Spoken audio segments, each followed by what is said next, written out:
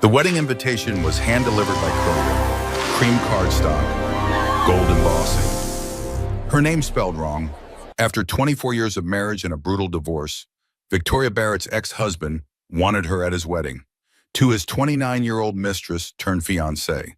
Most women would have thrown the invitation away, sent a polite decline, moved on with their lives, but Victoria was not most women. She had just sold her company for $320 million. And she had a plan involving the most expensive dress in the world, $5 million worth of diamonds, a dress worn once by royalty, a dress that would make a statement no one would ever forget. This is the story of what happens when you invite your self-made millionaire ex-wife to watch you marry the woman you cheated with. This is the story of revenge. No, not revenge, something better. This is the story of a woman who walked into a room full of people who counted her out and proved she was not just surviving, she was thriving. Stay with me, because what happened that night changed everything. The wedding invitation was hand-delivered by courier, cream cardstock, gold embossing, her name spelled wrong. Victoria Barrett stood in her corner office on the 47th floor, Manhattan skyline behind her like a postcard someone else had bought. The invitation trembled in her hands. Not from cold. The office was always too warm. She was shaking because Graham Barrett and Amber Sinclair requested the pleasure of her company at their wedding. Her company, at their wedding. She read it 3 times, locked her phone screen, unlocked it, read the invitation again. Lock, unlock, lock. This could not be real. The paper felt expensive between her fingers. Of course it did. Graham had always cared about appearances, about what things look like from the outside. He would have spent hours selecting this cardstock, this font, this particular shade of gold that said old money without trying too hard. Her name was spelled Victoria Barrett, 1T. After 24 years of marriage, he still did not know how to spell her name correctly. Or maybe Amber had addressed the envelopes. That seemed more likely. Amber would not know. Amber had been his assistant for 2 years before becoming his mistress, then his fiancée. Why would she know how many T's belonged in his ex-wife's last name? Victoria walked to the window. 48 stories below, people rushed through their lives. Taxis honked. Tourists took photos. Someone was selling hot dogs on the corner. The world continued turning as if nothing had changed. But something had changed. Graham had invited her to his wedding. She looked at her reflection in the glass. 48 years old. She had rebuilt her life after the divorce 5 years ago. Built a tech consulting firm from nothing while Graham was busy with his 23-year-old assistant. 23. Now she was 29. Still young. Still everything Victoria had stopped being somewhere around year 12 of their marriage. The door burst open. No knock. That meant Diane. Diane Morrison swept into the office like a courtroom cross-examination given human form. Sharp suit, sharper eyes. She had been Victoria's best friend since business school. 25 years of friendship. She knew when something was wrong. "Please tell me that is not what I think it is," Diane said. Victoria handed her the invitation. The silence stretched between them like pulled taffy, long, thin, ready to break. "He did not." Diane's voice was flat disbelief. "He did." The audacity, the absolute unmitigated gall. Diane stopped, studied Victoria's face. "What are you thinking?" Victoria turned back to the window. Her reflection stared back. Successful businesswoman, self-made. She had done that, built something real after Graham left, after he traded her in for a newer model, a model who did not have stretch marks from carrying his children, who did not have gray hair she refused to dye, who did not remember when he was just a junior real estate developer living off his father's connections. "I am thinking," Victoria said carefully, "that this is either the cruelest thing he has ever done or an opportunity." "Or what? What opportunity could possibly come from attending your ex-husband's wedding to the woman he cheated on you with?" "I do not know yet, but first I need to understand why." She flipped the invitation over. There was a handwritten note on the back. Graham's careful script. He had always been proud of his handwriting. Penmanship, he called it, as if they still lived in 1850. The note said, "Tori, I know this seems strange, but Amber suggested it. She thinks it would show everyone we have moved past our differences, that we are mature adults. The kids would appreciate it. Please consider. Dash G. The kids. Owen was 24. Claire was 21. Both old enough to have opinions about their parents' disaster of a marriage. Both old enough to remember the fighting, the cold silences, the night their father moved out while their mother pretended to be asleep in the guest room where she had been sleeping for 2 years. He is using the kids, Diane said. She had read the note over Victoria's shoulder. That is emotional manipulation, Virgin. Yes. You are not seriously considering this. I am considering it. Why? Give me one good reason. Victoria made a decision that surprised even herself. She picked up her phone, opened her messages, typed one word to Graham. Maybe. 3 dots appeared immediately, disappeared, appeared again. Then a response. Really? She did not respond. Let him wonder. She had learned something in the past 5 years. Silence held more power than words ever did. When you stopped explaining yourself, stopped defending yourself, stopped trying to make people understand, you took back your power. Diane was staring at her. You texted him maybe? Victoria, talk to me. What is going on in that brilliant mind of yours? I need to think. I need to process this. Process what? The fact that your narcissistic ex-husband invited you to his wedding as some kind of twisted power move? Maybe it is not a power move. Maybe it is exactly what he said. Maybe Amber really does want to show everyone they are mature adults who have moved past their divorce. And you believe that? Victoria looked at her friend, really looked at her. Diane had been there through all of it. The discovery of the first affair, the second, the third, the final one with Amber that broke the camel's back. Diane had held her while she cried, had strategized the divorce, had built her business with her, had never once said, I told you so, even though she had every right to. No, Victoria said, I do not believe that, but I am curious what happens if I say yes.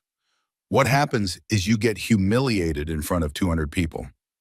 Or, Victoria said slowly, I show up and prove that he did not break me. Diane's expression shifted.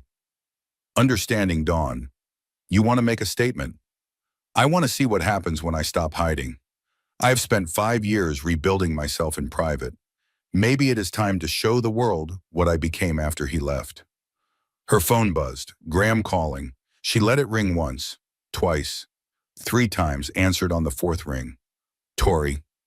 His voice had not changed, still that careful control, like he was always negotiating a real estate deal. Even with his ex-wife. You are awake. So are you. I am in my office. Amber is asleep. I needed to explain why I sent that invitation. You already explained. In your note. I know it seems strange. Strange is one word for it. Silence on the line. She could picture him. Standing in his home office in the Connecticut house they used to share. The house she had decorated. The house where she had raised their children. The house he now shared with Amber. It was Amber's idea, he said finally. She is big on closure. New beginnings. Fresh starts. She thinks showing everyone that you and I can be in the same room, that you approve of our marriage, it makes her look good. It makes her look magnanimous, Victoria corrected.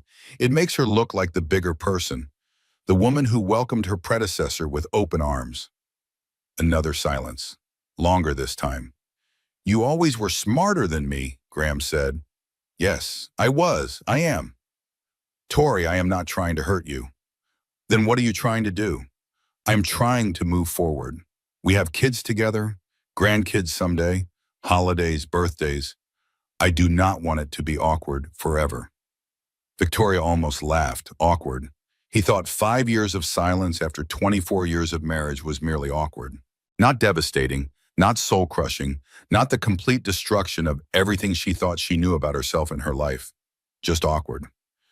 What if I told you, Victoria said slowly, that I am considering coming for reasons that have nothing to do with what Amber wants? I would say I am listening. I will let you know by Friday. She ended the call. Diane's phone pinged immediately. She looked at it, looked at Victoria. Why is my alert system telling me that Graham Barrett just called you at 2 in the morning? Long story. Coffee, 7 in the morning, my office, be there. Fine. After Diane left, Victoria sat alone in her office. The city lights spread out before her like diamonds on black velvet. Expensive diamonds. Real diamonds. Not the cubic zirconia version of happiness she had settled for in her marriage. She opened her bottom desk drawer, the one she never opened. Photos spilled out. Their wedding. God, she had been 24. He had been 26. Babies. They had been babies playing house. Her dress had been simple. They could not afford much. His mother, Eleanor, had called it charming in that tone that meant tacky. Eleanor Barrett, with her old money and older opinions, had never thought Victoria was good enough for her son. Maybe she had been right. Victoria picked up one photo, their 10th anniversary party. She was laughing at something someone had said. Graham was looking at his phone.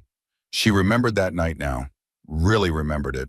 She had planned everything, rented the ballroom at the plaza, invited 200 guests, worn a stunning dress, made a toast about their decade of love, their beautiful partnership, their future together. He had spent most of the evening checking his phone.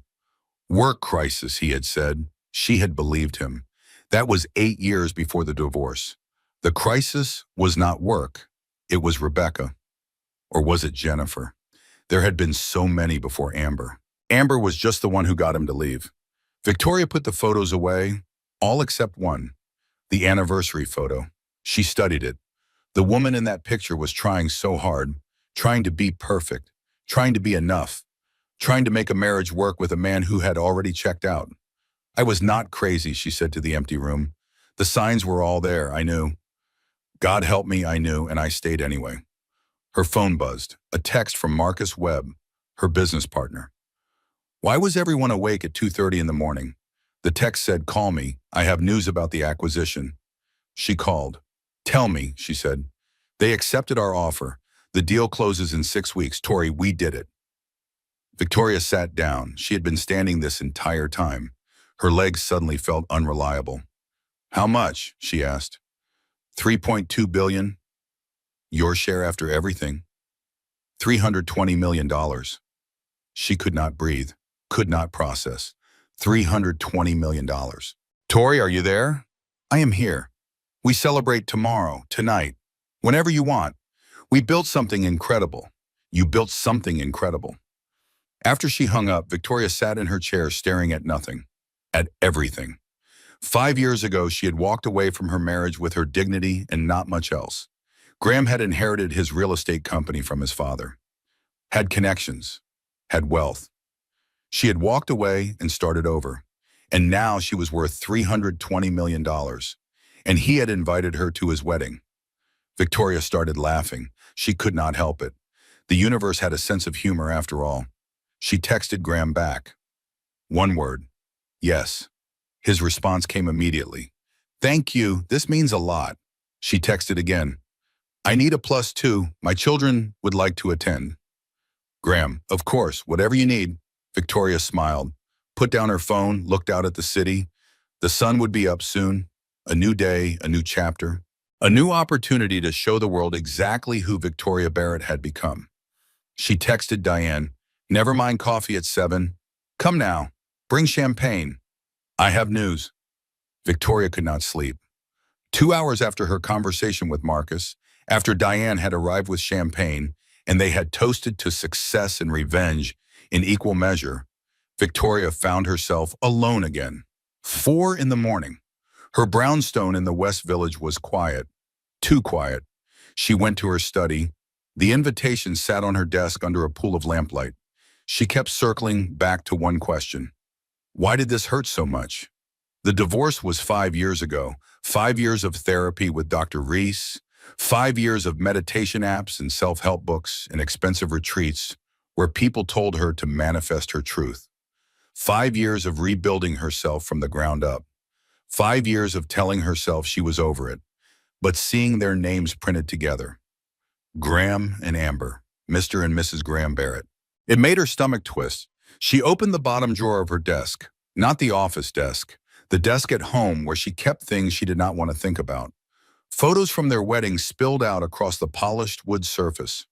24 years old, white dress from a department store, flowers from the grocery store, Reception in Graham's parents' backyard because they could not afford to rent a venue. She had thought it was romantic, starting their life together with nothing but love and dreams. Graham's mother had pursed her lips through the entire ceremony. Eleanor Barrett in her Chanel suit and pearl necklace, watching her son marry a girl from New Jersey who had worked 3 jobs to pay for business school. A girl who did not know which fork to use at fancy dinners, who said hopefully when she meant I hope, who thought network was just something you did with computers. Eleanor had been right to purse her lips. The marriage had been a disaster from the start. No, that was not fair. The first few years had been good. They had been happy, struggling but happy, living in a tiny apartment in Queens, building their careers, supporting each other. She remembered laughing with him, really laughing, the kind of laughter that came from deep in your belly and made your face hurt. When had that stopped? She pulled out more photos. Their first house in Connecticut, Owen as a baby, Claire's christening, family vacations to the Cape, birthday parties, holidays, 24 years of life documented in images that lied about what was really happening behind the smiles. There, that photo, Owen's 10th birthday. She was smiling, but her eyes were empty. Graham had his arm around her, but there was distance between their bodies. They were already strangers by then, already living parallel lives in the same house. Owen had been 10. That made it 14 years ago. 14 years of slow death. 14 years of watching her marriage decompose like organic matter, returning to soil. I was not crazy, Victoria said to the empty room. Her voice sounded strange in the silence. The signs were all there. Her phone buzzed. Graham calling again. She stared at it, let it ring. On the 4th ring, she answered. We need to stop meeting like this, she said. I could not sleep. I keep thinking about you coming to the wedding. I need to know you are really okay with them. Are you okay with this, Graham? You are the one who is about to marry someone else while inviting your ex-wife to watch. Amber insisted. So you said, multiple times. What do you want, Graham? It is 4 a.m. Silence. She could hear him breathing, could picture him in his office, or maybe on the terrace. He always went outside when he could not sleep. Some habits never changed. I want to explain, he said finally, about everything, about how we got here. We got here because you cheated on me, multiple times, with multiple women for multiple years. Then you left me for your assistant, who was young enough to be your daughter. That is how we got here. It was not that simple. It was exactly that simple. Tori, I made mistakes. I know that. But our marriage was not working. You have to admit that. We were not happy. Victoria felt something cold and sharp lodge in her chest. I was happy, Graham. I was building a life, raising our children, supporting your career. I was happy until I realized my husband was sleeping with other women and lying to me about it. You were always working, always distracted, always more interested in your clients than in me. I was building something, the same way you built your real estate company. The difference is I did not cheat on you while I was doing it. This is exactly why I did not want to have this conversation. Then why did you call me at 4 a.m? Another silence. Longer this time. She could hear something in the background. Was that crying? Was Amber crying? I should go, Graham said. Yes, you should. Thank you for agreeing to come to the wedding. It means a lot. Does it?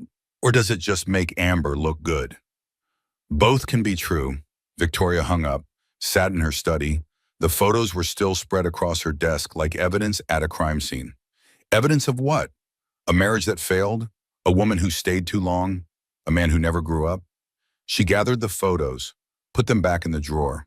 All except one, the 10th anniversary party at the plaza. She had been 34, still young, still beautiful, still trying so hard to make him happy. She remembered that night in detail now.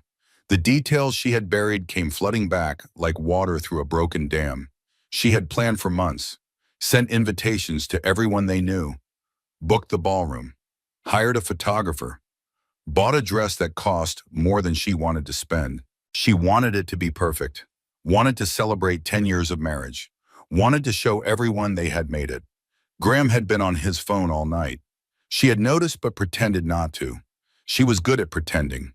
She had a PhD in pretending by that point, pretending the late nights were work, pretending the lipstick on his collar was from a colleague's air kiss greeting, pretending the perfume in his car was from giving someone a ride, pretending the distance between them was just a phase all marriages went through.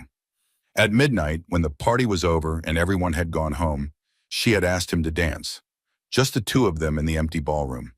The band was packing up. The caterers were cleaning. She had wanted one dance, one moment, one connection. He had checked his phone. Work emergency, he said. I need to make a call. He had left her standing alone in the empty ballroom in her expensive dress. She had danced by herself, one slow rotation.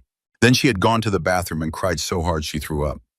That was 14 years ago, 8 years before the divorce. 8 years of staying when she should have left. Why did I stay? She asked the empty room. Because of the kids, part of her answered. Because of the life you built.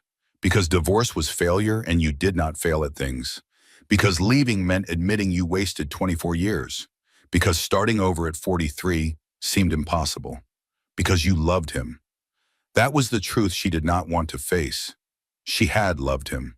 Despite everything, despite the cheating and the lying and the gaslighting, she had loved the man she thought he was, the man he had been in the beginning, the man who laughed with her in their Queens apartment, the man who had dreams and plans and wanted to build something together. That man was gone. Maybe he had never existed. Maybe she had invented him. Her phone buzzed, a text from Owen. Mom, are you awake? I saw Dad texted me that you are coming to the wedding. We need to talk, she called him. He answered immediately. Mom, everything okay? Your father invited me to his wedding. Yeah, he told me he was going to. I said it was a terrible idea. What did he say? That Amber insisted that it would be good for everyone to see you have all moved on. Owen paused. Are you going? I am considering it. Why? His voice cracked slightly, still her baby boy despite being 24, despite being a grown man with his own apartment and job and life. Because I want to show him and myself that he did not break me. Silence. Then Owen said something that broke her heart and healed it at the same time. Mom, he did break you. I watched it happen. I was 14 when you stopped singing in the kitchen. Quince when you stopped laughing at his jokes. DSCIs when you moved into the guest room. I am not stupid. Victoria sat in her parked car outside her brownstone. She had come out to get something. She could not remember what. Now she sat unable to move, unable to breathe. Her son had watched her disappear, had watched her become a ghost in her own life. Owen, I am so sorry. Do not apologize. You stayed for us. Claire and I knew that. We just wished you had left sooner. You deserve better than him. You always did. I did not know you felt that way. How could you not know? Mom, I stopped talking to Dad for a year after the divorce. Claire did not speak to him for 2. We were furious at him. We are still furious at him. He is your father. That does not give him the right to treat you like garbage. And now he is inviting you to his wedding like some kind of trophy. Look, everyone, my ex-wife is so over it, she came to celebrate my new marriage. It is sick. Victoria leaned her head against the steering wheel. Her throat closed. She could not speak. If you go, Owen continued, I am going with you, as your date, not his son. Your date, your support, your proof that you have people who actually love you. She started crying. She could not help it. You do not have to do that. Yeah, I do. Claire will too if you ask her. She is more pissed at Dad than I am. She just hides it better. She is good at hiding things. Wonder where she learned that. After the call, Victoria sat in her car for 20 minutes. The parking attendant knocked on her window. She waved him away. He shrugged and left her alone. The anger that had been simmering for 5 years suddenly boiled over. Not hot anger, cold anger, the kind that calcifies in your bones and turns into purpose. Graham had taken everything, her youth, her confidence, her joy. He had made her question her sanity with his gaslighting. You are imagining things that never happened. You are too sensitive, you are crazy. And now he wanted her to smile and bless his new marriage. To make him look like a good guy. A man so amicable that even his ex-wife wished him well.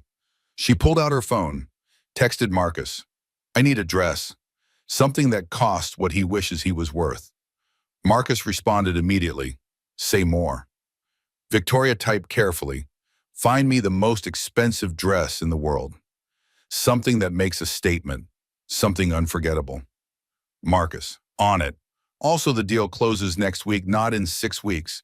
Accelerated timeline. You will be officially wealthy exactly 2 weeks before his wedding." Victoria, "Perfect." Her phone rang. Unknown number. She almost did not answer. "Mrs. Barrett, this is Natalie Preston. I am the wedding planner for Graham Barrett and Amber Sinclair's wedding. I understand you have accepted the invitation." "I have not decided yet." "Oh," Natalie sounded flustered. "It is just Miss Sinclair asked me to call. She wanted to make sure you knew that the dress code is formal but not too formal. She did not want anyone to overshadow the bride." There it was, the real reason for the call. "Tell Miss Sinclair," Victoria said sweetly, "that she has absolutely nothing to worry about." She ended the call, texted Marcus again. "Make it $5 million. Marcus, "What?" Victoria, "The dress. I want a dress worth $5 million. Marcus, "You are serious." Victoria, "Completely." Marcus, "Give me 48 hours. Victoria went back inside her brownstone, made tea, Earl Grey, sat in her reading chair by the window, the one that had held her through the first year after the divorce, the place where she rebuilt herself one quiet moment at a time. Every woman had that chair, that cup of tea, that window, the place where you put yourself back together when someone else had torn you apart. She was done being torn apart. It was time to show the world what she had built from the pieces. At 7 in the morning, Victoria walked into Diane's office with purpose. Diane was already there, coffee made, pastries from the bakery down the street. She knew Victoria was coming. "You look like you have not slept," Diane said. "I have not, but I have clarity. Coffee first, then clarity." They sat. Victoria drank her coffee black, strong, the way she liked it now. Graham had always taken his with cream and sugar. She used to make it for him every morning. She could not remember when she stopped. "Talk to me," Diane said. "Graham called me at 4 in the morning." "Of course he did. What did he want?" "To explain, to justify, to make himself feel better about inviting me to his wedding. And I realized something. He still thinks he has power over me. He thinks inviting me to his wedding is generous, magnanimous. He thinks I should be grateful." Diane took a bite of croissant, chewed thoughtfully. "What are you thinking?" Victoria pulled out her phone, showed Diane the text from Marcus about the acquisition closing early. "Holy hell," Diane said. $320 million, Tori. In 2 weeks. 2 weeks before his wedding. So you will be wealthier than him? Significantly. Marcus did some research. Graham's company is leveraged to the point of collapse. The real estate market downturn hit him hard. He is not broke, but he is not nearly as successful as he pretends to be. He is living off credit and his father's reputation.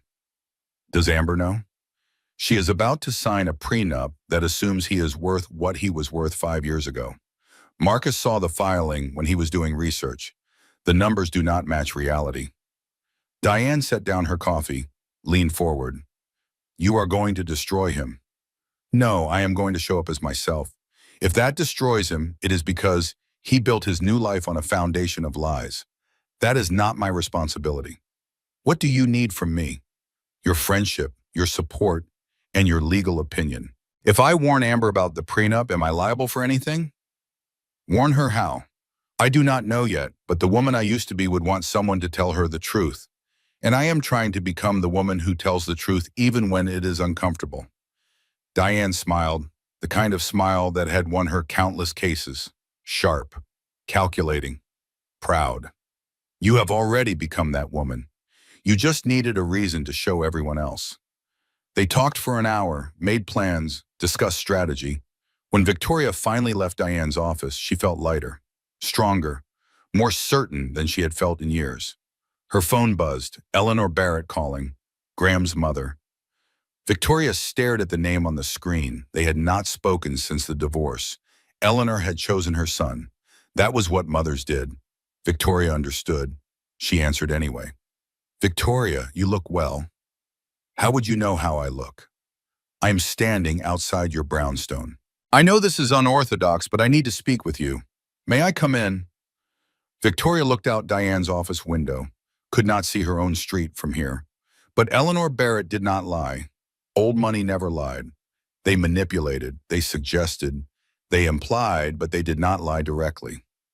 I will be there in 20 minutes, Victoria said. Thank you. The call ended. Victoria looked at Diane. Eleanor is at my house, Victoria said. Graham's mother? What does she want? I have no idea, but I am about to find out. 20 minutes later, Victoria opened her front door. Eleanor Barrett stood on the stoop, 73 years old, still elegant, still intimidating, still that particular blend of old money and judgment that made even successful people feel inadequate. But something was different. Eleanor's eyes were tired, her shoulders less rigid. She looked smaller than Victoria remembered. Come in, Victoria said. They sat in the living room. Victoria did not offer tea, did not offer coffee. This was not a social call. I heard Graham invited you to the wedding, Eleanor said. News travels fast. Judith told me, Graham's sister. She is worried. She thinks this is Amber's way of humiliating you. And what do you think? Eleanor was quiet for a moment. Then she said something Victoria did not expect. I think my son is an idiot. And I think you are considering going because you have become someone formidable enough to handle it. Victoria blinked. Formidable? You were always smart. Smarter than Graham. Smarter than most people. But you did not know it when you married him. You were what? 24? Still trying to prove yourself. Still trying to earn your place at the table. I was in love. You were. He was too, in his way. But his way of loving was always selfish, always conditional, always about what you could do for him. Victoria felt something crack open in her chest. Why are you telling me this now? 5 years after the divorce? Eleanor's hands shook slightly. She clasped them together. Because I should have told you 5 years ago, 10 years ago, 20 years ago. I knew he was cheating. Multiple times, multiple women. I told myself it was none of my business. That marriages work these things out. That wives overlook these things. Did you overlook them in your marriage? For 43 years, Graham's father had affairs throughout our entire marriage. I knew. Everyone knew, but you did not divorce in my generation. You did not admit failure. You preserved appearances. He died last year, Victoria said softly. Yes, and now I am 73 years old with money and freedom and no idea who I am without the pretending. I spent 43 years being the perfect wife to a man who did not deserve it. And now he is gone, and I realize I wasted my entire life. Eleanor looked directly at Victoria, really looked at her. I do not want that for you. You got out. You rebuilt. You became someone incredible. I see the articles about your company. I see your success. I am proud of you, even though I have no right to be. Victoria could not speak. She sat in her living room with her former mother-in-law and felt the weight of all those years pressing down on both of them. I am going to the wedding, Victoria said finally, and I am going to wear a $5 million dress. Eleanor's eyes widened. Then she laughed, actually laughed, a real laugh that sounded rusty from disuse. Good. Burn the house down, Victoria, metaphorically speaking. Why are you really here, Eleanor? The older woman stood, smoothed her skirt. Because someone should have been on your side back then, and I was not. Consider this my very late apology. She paused at the door. Also, I am bringing a date to the wedding. A man I met at my book club. Graham does not know yet. I thought you would appreciate the advance notice. After Eleanor left, Victoria sat in her living room in silence. The universe was aligning in strange ways. Her former mother-in-law bringing a date to her son's wedding. Her business partner finding her a $5 million dress. Her children wanting to support her. Maybe this was not about revenge.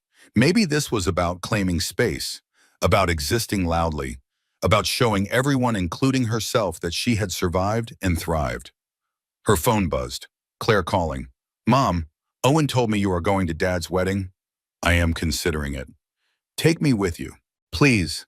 I am so tired of him acting like he is Father of the Year while treating you like you never mattered. Claire, he is still your father. And you are still my mother, the parent who actually showed up, who actually cared, who actually put us first. I want to stand with you.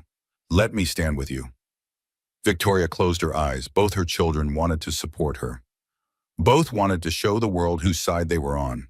Okay, she said, we will go together. All three of us, you, me, and Owen. What are you wearing? You will see. Is it going to be amazing? It is going to be unforgettable. After the call, Victoria went to her bedroom, stood in front of her full-length mirror, looked at herself, really looked. 48 years old. Lines around her eyes from laughing and crying and living. Gray in her hair that she refused to dye because she had earned every silver strand. A body that had carried 2 children and worn itself out trying to be enough for a man who would never see her.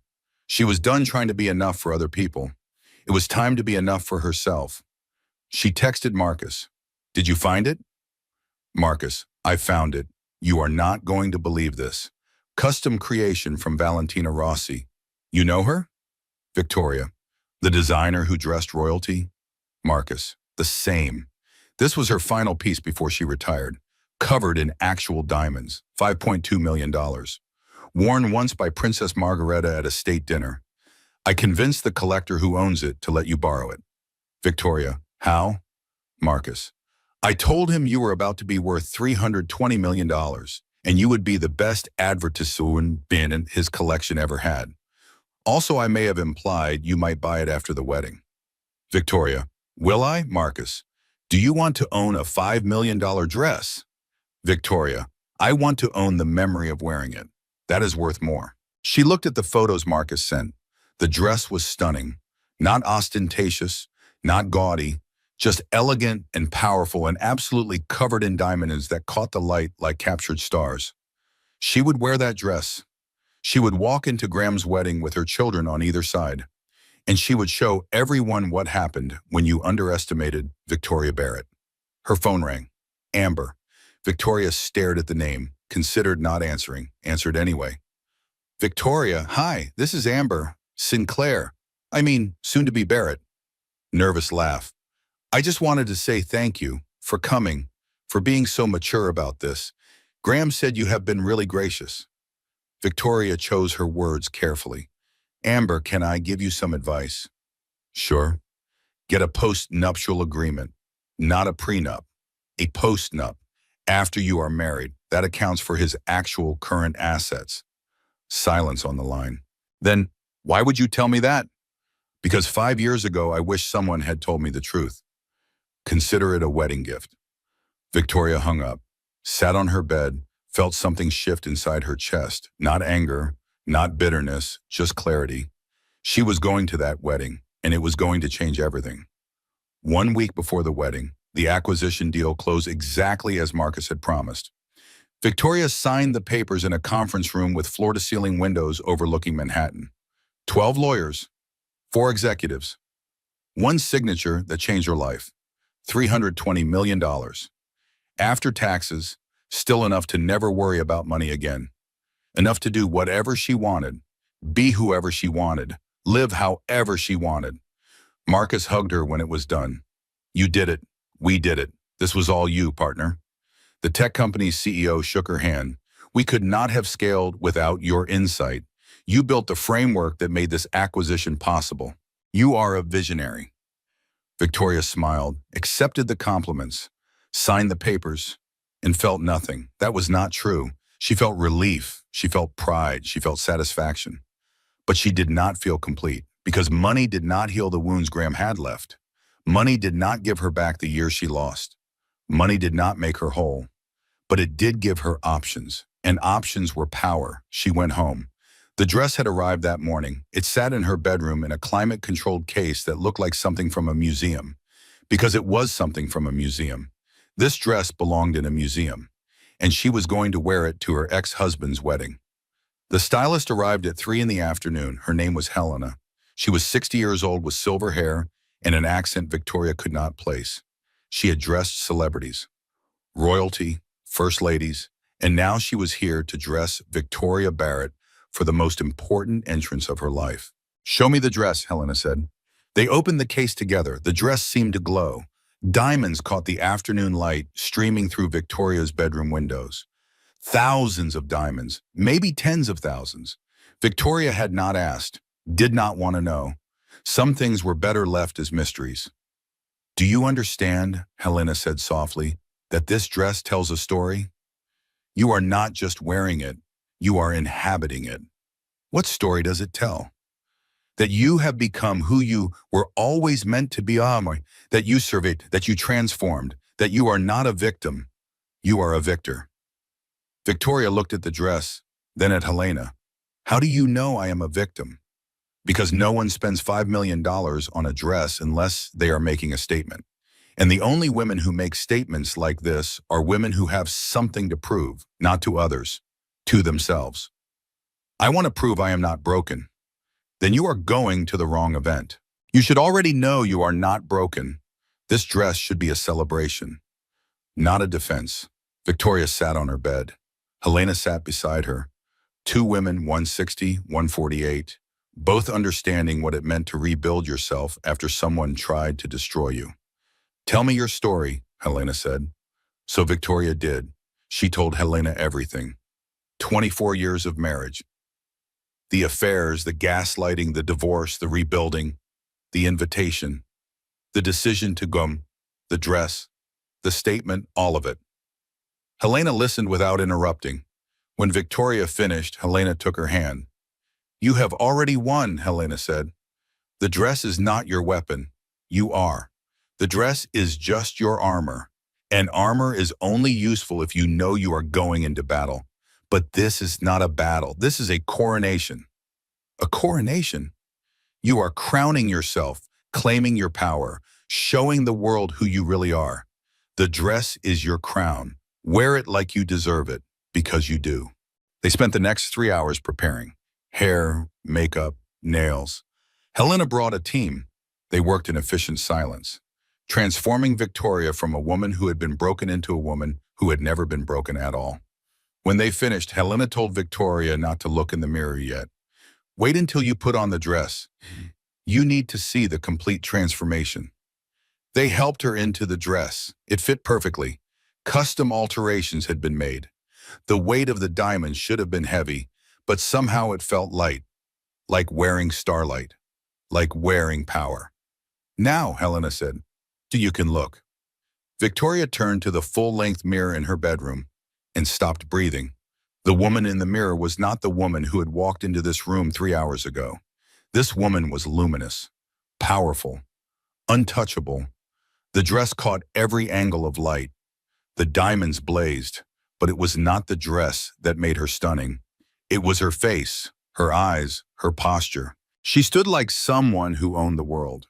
Because she did. She owned her world. Finally. "Mom?" Claire's voice from the doorway. Victoria turned. Her daughter stood frozen, staring. "Oh my God, Mom, you are stunning." "Is it too much?" "No, it is exactly enough. It is perfect." Owen appeared behind his sister. He stared, blinked, stared again.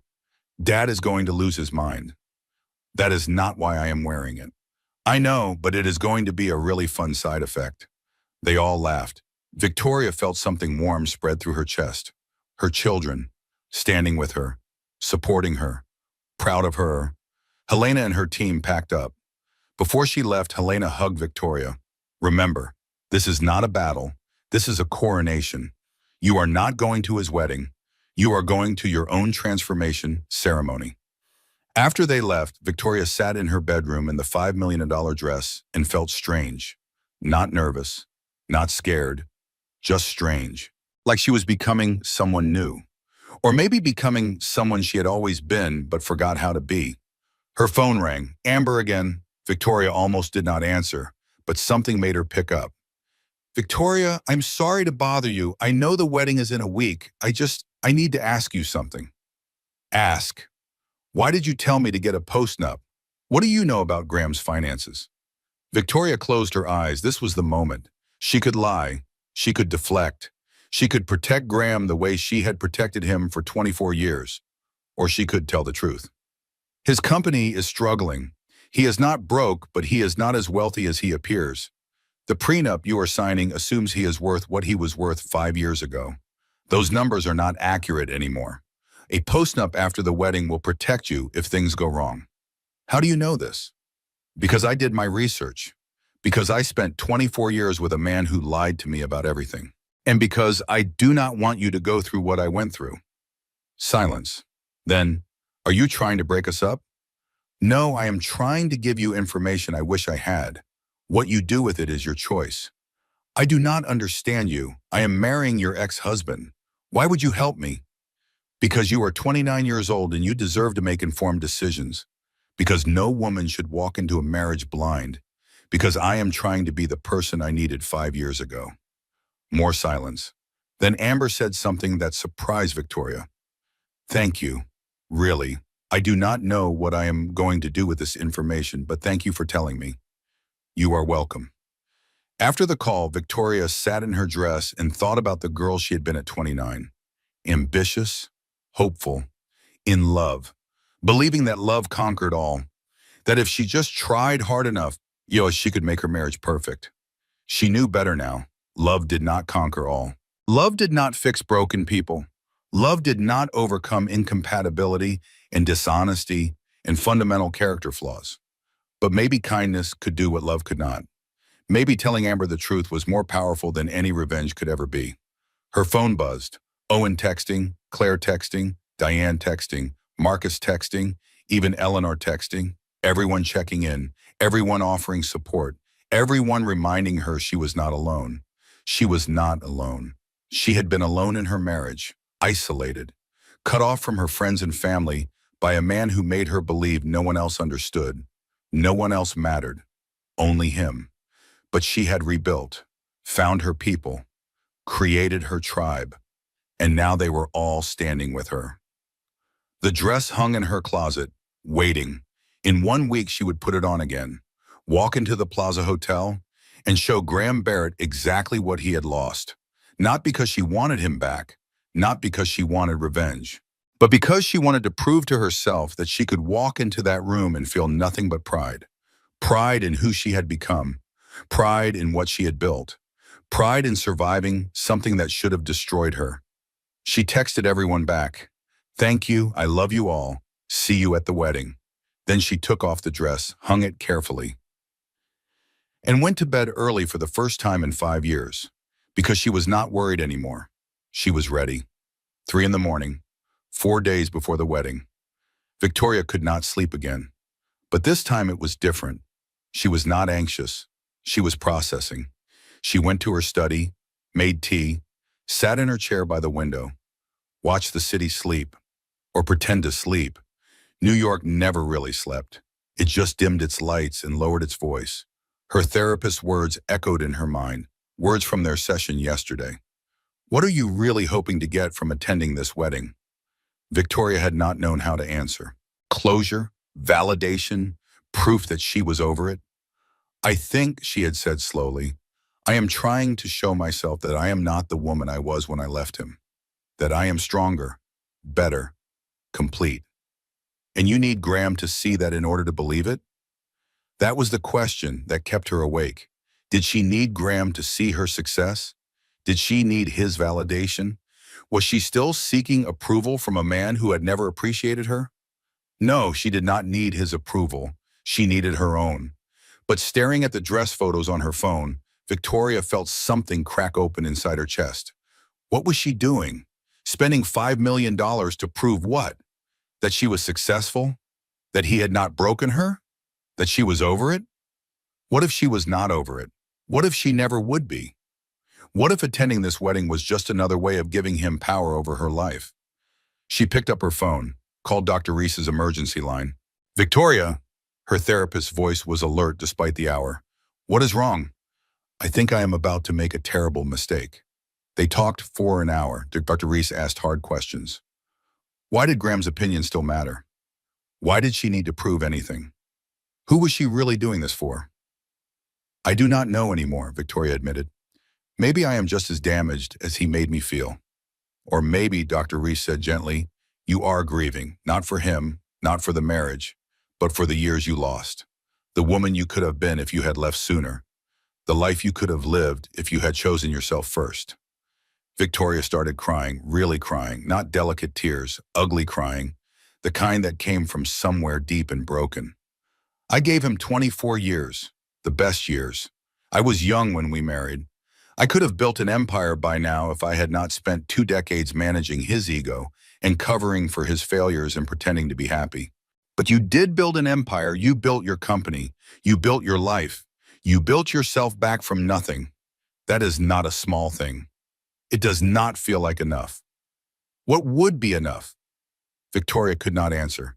She cried in her study at 3 in the morning while her therapist listened. Finally, Doris said something that changed everything. The question is not whether you should go to the wedding. The question is whether you will still be grieving after. Whether seeing him marry someone else will bring closure or just rip open old wounds. Only you can answer that. After the call, Victoria sat alone.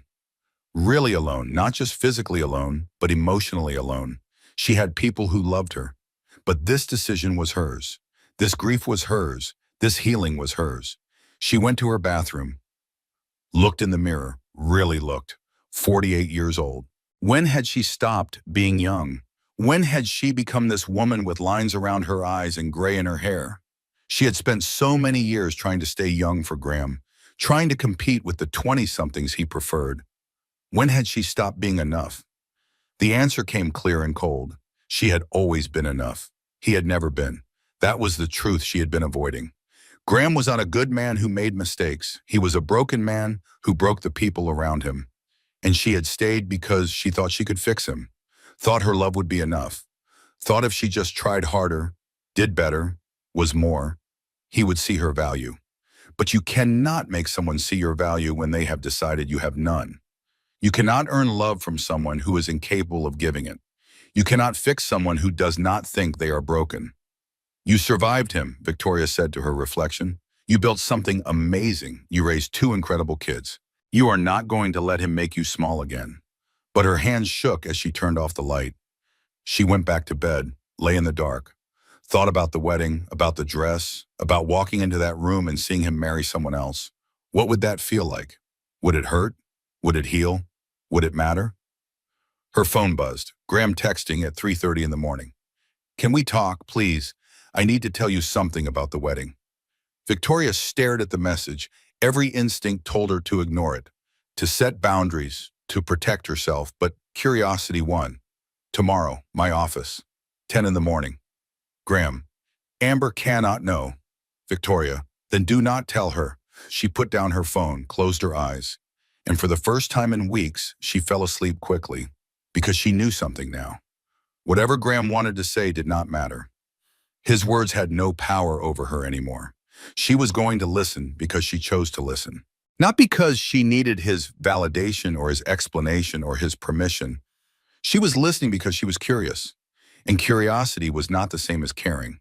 Curiosity was just wanting to know how the story ended, even when you had already walked away. So morning came. Victoria dressed carefully, not for Graham, for herself. A sharp suit, red lipstick, the armor of a successful businesswoman who had nothing to prove and everything to protect. Graham arrived at her office at 10 exactly.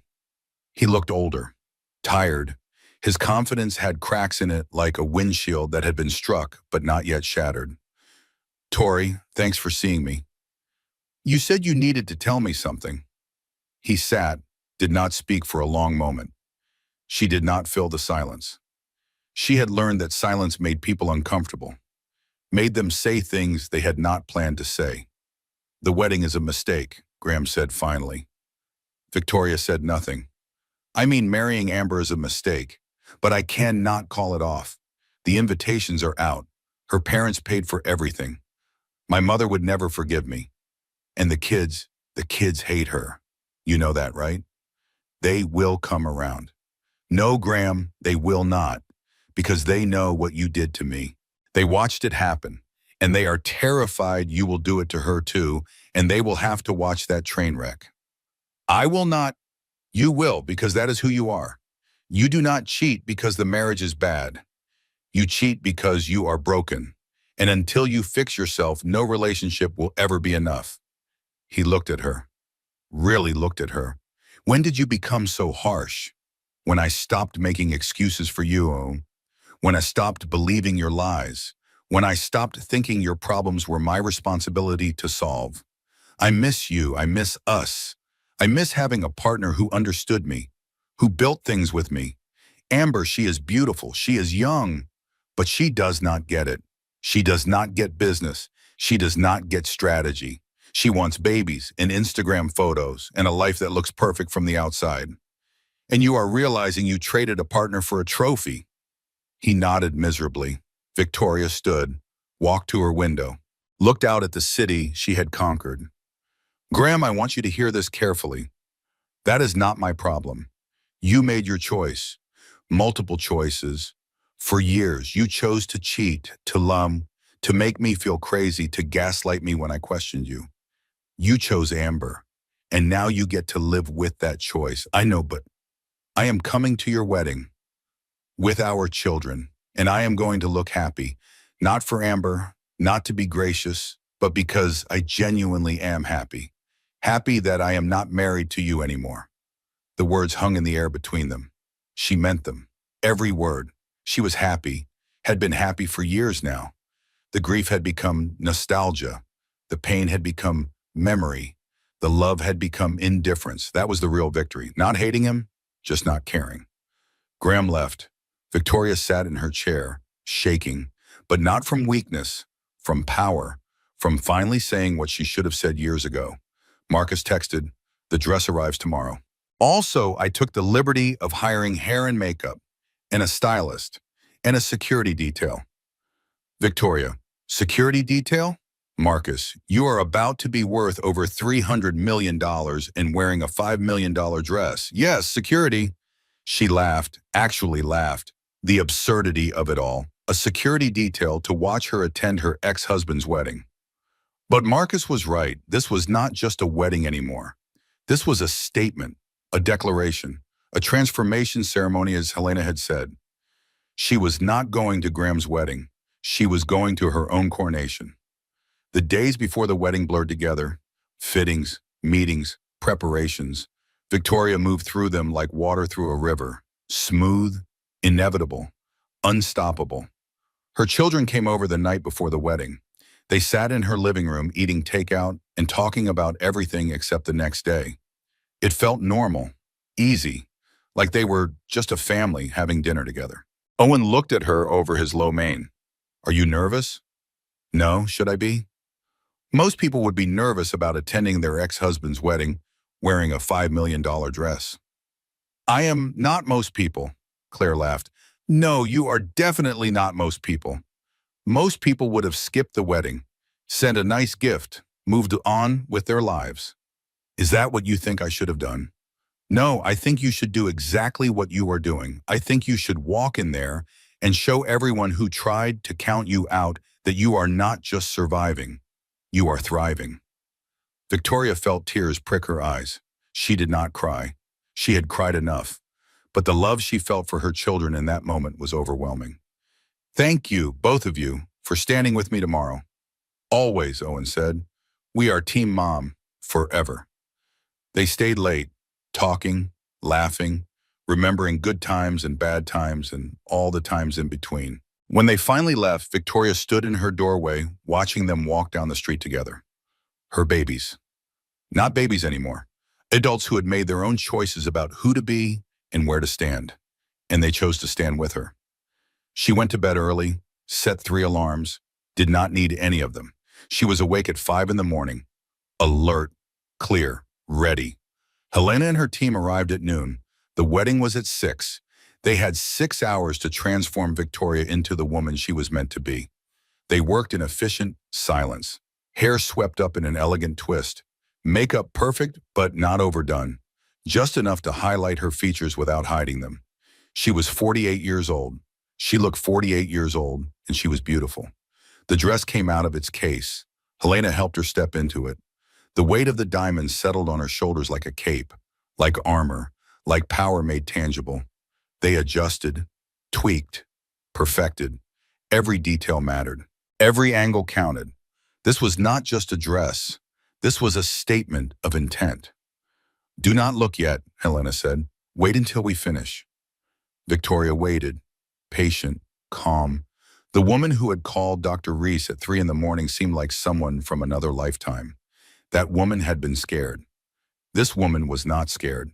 This woman knew exactly who she was. "Now," Helena said, "now you can look." Victoria turned to the mirror, and everything changed. The woman looking back at her was not Victoria Barrett. Not the Victoria who had married Graham at 24. Not the Victoria who had survived the divorce at 43. This was someone new, someone who had taken all those broken pieces and reformed them into something stronger, something better, something unbreakable. The dress blazed in the afternoon light. Diamonds caught every angle. Every movement created new patterns of light and shadow. She looked like she was made of stars, like she had pulled pieces of the night sky and woven them into fabric. But it was not the dress that took her breath away. It was her face, her eyes, the way she stood, the certainty in her posture. She looked like someone who owned the world. Because she did. She owned her world, finally, completely, absolutely. "Mom?" Victoria turned. Claire stood in the doorway, staring, her hand over her mouth, tears streaming down her face. "You are the most beautiful woman I have ever seen," Claire whispered. Owen appeared behind her. He could not speak, just stared. Finally, he said, "I am so proud to be your son." Helena smiled. Her work was done. She had not just styled a woman. She had revealed a truth that had been hidden. Victoria Barrett was and always had been magnificent. She just needed to see it, believe it, own it. The security detail arrived. Two professionals who looked like they belonged in an action movie. They would follow at a discreet distance, protect the dress, protect Victoria, make sure nothing went wrong. Everything felt surreal, like Victoria was watching herself from outside her body. She was about to go to her ex-husband's wedding wearing a $5 million dress, with security guards and her children, and her former mother-in-law who was bringing her own date. It was absurd. It was perfect. It was exactly right. At 5:30, the car arrived. Black, sleek, anonymous. Owen and Claire were already inside. They had dressed at their own apartments. Owen in a sharp suit that made him look older than 24. Claire in a gown that matched her mother's elegance. Victoria climbed into the car carefully. The dress was surprisingly easy to move in despite its weight. It had been made for movement, for presence, for power. They drove through Manhattan in silence. No one spoke. What was there to say? They were going to war, not with weapons, with presence, with dignity, with the simple act of existing fully and unapologetically. The Plaza Hotel appeared ahead. Golden lights spilled from the windows. Taxis and town cars lined up at the entrance. Guests arriving in their formal wear. Excited voices, laughter, the sounds of celebration. Victoria checked her watch. 5:55, 25 minutes after the ceremony's start time. Exactly when she had planned to arrive. Not so late as to be rude. Not so early as to fade into the crowd. She wanted everyone seated, everyone comfortable, everyone unprepared for what was about to walk through those doors. "Ready?" Owen asked, "More than I have ever been." The car pulled up to the entrance. The security detail got out first, checked the surroundings, nodded to the driver. The door opened. Victoria stepped out onto the red carpet that led into the plaza. Owen and Claire flanked her immediately, one on each side, her children, her armor, her proof that she had built something Graham could never touch. She walked toward the entrance. Every eye turned. Conversation stopped mid-sentence. Someone dropped a glass. The sound of shattering crystal echoed in the sudden silence. Victoria did not pause, did not falter. She walked into the Plaza Hotel like she owned it, like she had every right to be there. Because she did. She had been invited, and she had accepted. The ballroom doors stood open. Inside, 200 guests sat in neat rows. At the front, Graham and Amber stood at the altar. The officiant was mid-sentence, something about love and commitment and forever. Victoria walked down the center aisle. The diamonds on her dress caught the light from the chandeliers. She blazed. She glowed. She was impossible to ignore. 200 faces turned to watch her. 200 mouths fell open. 200 minds tried to process what they were seeing. Graham turned, saw her. His face went white, then red, then white again. He recognized the dress, or rather, recognized what a dress like that cost. Understood immediately what it meant. Amber turned too, saw Victoria. Her expression shifted from confusion to understanding to something that looked almost like respect. Victoria reached her seat, front row, where Eleanor had saved them spaces. Her former mother-in-law sat with her book club date, Charles. She smiled at Victoria. A real smile. A proud smile. Magnificent, Eleanor whispered. Victoria sat, smoothed her dress, crossed her ankles, folded her hands in her lap, looked up at the officiant with polite attention. The ceremony continued. The officiant stumbled through the rest of his speech. Graham repeated his vows in a voice that shook. Amber repeated hers with her eyes on Victoria. They were pronounced husband and wife. They kissed. Everyone applauded, except Victoria. She simply sat, present, powerful, proof that you could survive anything if you refused to let it break you. The receiving line formed. Victoria stood. Owen and Claire flanked her again. They walked together toward the cocktail hour. People parted like the Red Sea. No one knew what to say. Everyone stared. Victoria heard fragments of conversation. Is that Victoria Barrett? How much did that dress cost? Did you hear she sold her company? $300 million, I heard. She looks incredible. Poor Amber, completely outshone on her own wedding day. No, rich Amber. That woman just showed her exactly who she married and who he let go. Victoria smiled, took a glass of champagne from a passing waiter, sipped it, let the bubbles dissolve on her tongue. This was it. This was the moment. She was here. She had done it. She had walked into her ex-husband's wedding and proved that he had not broken her. No, more than that. She had proved that losing him had set her free. The cocktail hour was excruciating. Not for Victoria, for everyone else. They did not know how to act, how to approach her, what to say. She had broken every unwritten rule by showing up in a dress that cost more than most people's houses. But she had been invited. That was the beautiful irony. Graham had invited her. Amber had insisted. They had wanted her there to show how mature and evolved they all were. Instead, they had given her a stage, and Victoria had taken it. She stood by the window overlooking Central Park. The security detail maintained their discreet distance. Owen and Claire worked the room like the professionals they were. Charming, diplomatic, making it clear whose side they were on without being overtly rude. Victoria, she turned. Graham stood behind her.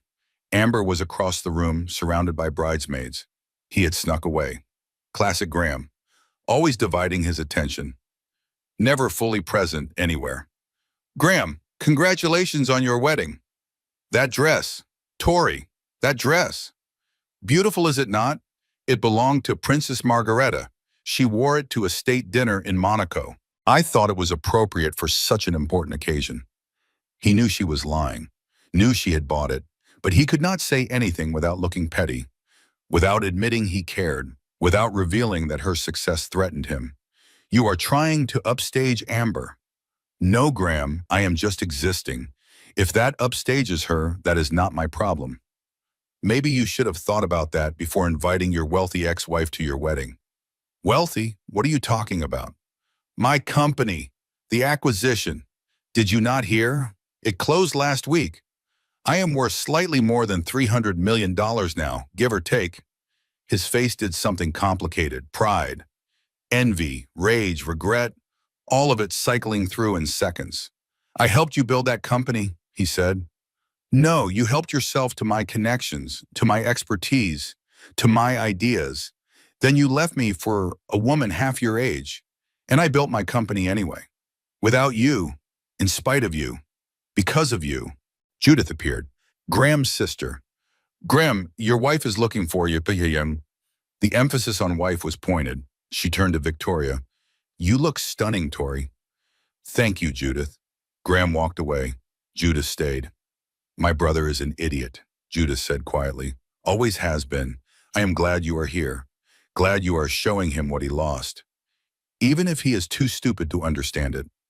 I am not here for him. I am here for Msame. Good, that is even better. The dinner was announced. Victoria found her seat. Table 1 with Owen and Claire, with Eleanor and Charles, with Diane, who had arrived late deliberately to avoid the ceremony. They ate, they drank, they laughed. At table 2, Graham sat with Amber and her family. He kept glancing over at Victoria. She ignored him. She was done giving him her attention, her energy, her care. The speeches started. The best man told inappropriate jokes. The maid of honor cried. Amber's father gave a touching speech about watching his daughter find love. Then Graham stood to speak. The room went quiet. He looked nervous. He should be nervous. He was standing in front of 200 people trying to explain why he left his wife of 24 years for his assistant. When I met Amber, Graham said, I was lost. My marriage had failed. I was struggling. She brought light back into my life. Victoria heard the lie. Your marriage had failed. Not I failed at marriage. Not I destroyed my marriage through my actions. The marriage had failed, like it was a third party, like he bore no responsibility. Amber taught me what it means to start over, to be brave enough to choose happiness, to let go of the past and embrace the future. Let go of the past. He meant her. Victoria was the past. Amber was the future. That was his narrative.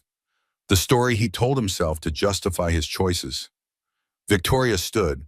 The room went silent. All eyes turned to her. Graham stopped mid-sentence. I am so sorry to interrupt, Victoria said. Her voice carried in the silence. Clear, strong, unapologetic. I just wanted to say congratulations to both of you. Graham, I hope Amber makes you as happy as I once did. Amber, I hope Graham treats you better than he treated me. And to both of you, I hope you build something real, something honest, something that lasts. She raised her glass. To new beginnings. The room erupted in applause, not because they supported Graham and Amber, but because they had just witnessed Victoria Barrett claim her dignity in front of everyone who had watched her marriage fall apart. She sat down. Diane squeezed her hand under the table. Owen and Claire looked at her with pride and love and fierce protectiveness. Graham finished his speech. No one remembered what he said after. The only words anyone would remember from this wedding were Victoria's. The dancing started. Victoria danced with Owen first. He held her carefully, gently, like she was precious. That was the most badass thing I have ever seen, he whispered. Language. Mom, you just took his moment and made it yours. That was incredible. She danced with Claire next. Her daughter cried on her shoulder. I am so proud of you, Claire said. So proud to be your daughter. So proud to watch you become this person. I've always been this person. I just forgot for a while. She danced with Marcus, with Diane, with Charles, who told her she was the most interesting woman in the room, and Eleanor was lucky to have her as a former daughter-in-law. Graham and Amber had their first dance. It was lovely, picture perfect. But Victoria noticed something. Amber kept glancing over at her, worried, wondering.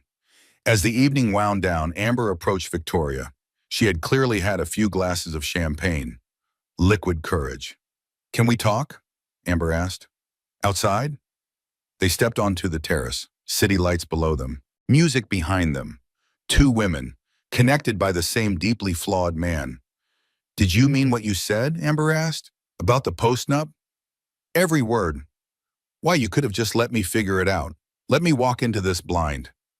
Victoria turned to face her, really looked at her. Amber was 29, young, beautiful, ambitious, exactly the kind of woman Graham would choose. Exactly the kind of woman Victoria had been 20 years ago. Because I spent 24 years in a marriage where people knew things I did not, where everyone was protecting me from truths I deserved to know. And it made me weak. I do not want that for you, even if you are marrying my ex-husband. Amber was quiet. Then she said something Victoria did not expect. He talks about you sometimes, when he thinks I am not listening. He says you were the smartest person he ever knew, and yet he still left. Not because you were not enough, because he could not handle being with someone smarter than him. Because he needed to feel superior, and he never felt superior to you. Victoria felt something shift in her chest. Understanding. Not for Graham, but for the dynamic that had poisoned their marriage from the start. Amber, I am going to tell you something I wish I had understood at 29. Your worth is not determined by his valuation of you. You are smart in ways he will never see, accomplished in ways he will never value, and you deserve someone who recognizes that. Amber started crying, not delicate tears, real messy tears. I think I made a mistake, but it is too late. We are married. It is never too late to choose yourself. They stood there in silence. Two women, 32 years of life experience between them, connected by the same man, understanding each other in ways he would never understand either of them. Thank you for coming, Amber said finally. Really, thank you. Thank you for the invitation. Really. They went back inside, Amber to her husband, Victoria to her children. The night was ending. Guests were leaving. The wedding was over. Victoria found Owen and Claire. Ready to go? Already? Claire looked at her watch. It was only 10. The party is still going. I have seen what I came to see. As they left, Victoria did not look back. Not at Graham, not at Amber, not at the life she had left behind. She walked out of the Plaza Hotel with her head high and her children at her side and her heart finally free. Outside, the night air was cool, clear. Manhattan sparkled around them like the diamonds on her dress. That was the most badass thing I have ever seen, Owen said again. Mom, you are my hero, Claire added. I am just me. Finally. They got in the car. Victoria's phone buzzed. A text from Natalie, the wedding planner. I just want you to know that was the most elegant entrance I have ever seen. You are a class act. If you ever need event planning, I am your person. Victoria smiled, deleted the text, looked at her children, at the city passing by, at her life spreading out before her like an unwritten story. Where to? The driver asked. Home, Victoria said. Our home. The morning after the wedding, Victoria woke up in her brownstone feeling strange. Not bad strange, not good strange, just strange. Like she had crossed some invisible line and now existed in a different reality. She made coffee, Earl Grey tea, toast with butter, sat in her reading chair by the window. The chair that had held her through the worst of the divorce, the chair where she had rebuilt herself one quiet morning at a time. Her phone had 47 missed calls, 63 text messages, 19 voicemails. Everyone wanted to know about the wedding, about the dress, about what happened. She ignored them all. For now. This morning was hers. She thought about the night before, walking into that ballroom. Every eye on her, the diamonds blazing, Graham's face going white, Amber's complicated expression, the speech she had given, the dance with her children, the conversation on the terrace. Had it been worth it? The $5 million dress, the preparation, the drama, the statement. Yes, it had been worth it. Not because of how it made Graham feel, but because of how it made her feel. Powerful, complete, free. She had walked into the prayer room where her ex-husband was marrying another woman, and she had felt nothing but pride. Pride in herself, in what she had built, in who she had become. That was worth more than any dress, any revenge, any vindication. Her doorbell rang. She was not expecting anyone. She went to the door in her robe and slippers, opened it. Diane stood there with bagels and coffee. I know you probably want to be alone, but I also know you have not eaten anything except toast, and you need real food. Victoria laughed. Let her in. They sat in the kitchen eating bagels and drinking coffee and not talking about the wedding. So, Diane said finally, are you going to tell me how it felt? Strange. It felt strange. Good strange or bad strange?